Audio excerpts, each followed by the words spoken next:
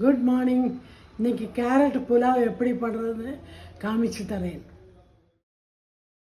கேரட்டை இந்த மாதிரி நறுக்கி வச்சுங்கோ. அரிசியை நல்லா அலம்பி 20 நிமிஷம் ஊற வச்சுங்கோ.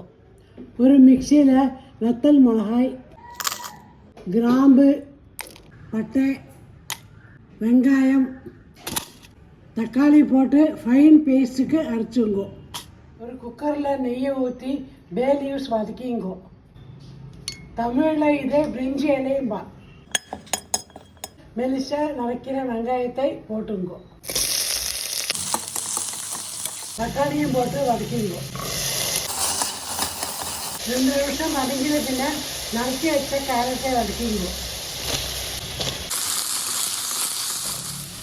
ஒரு 2 நிமிஷம் வதக்கிற பின்ன கொஞ்சம் நெய்யை ஊற்றி ஊறின அரிசியை வதக்கிங்கோ.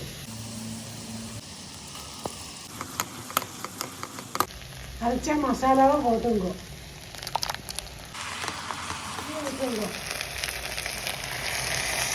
மஞ்சப்பொடி, உப்பு, குக்கர் மூடி 2 விசில் விடுங்கோ. Simple and tasty carrot pulao ready. நீங்களும் ட்ரை பண்ணி எப்படிக்க சொல்லுங்க. பாய்.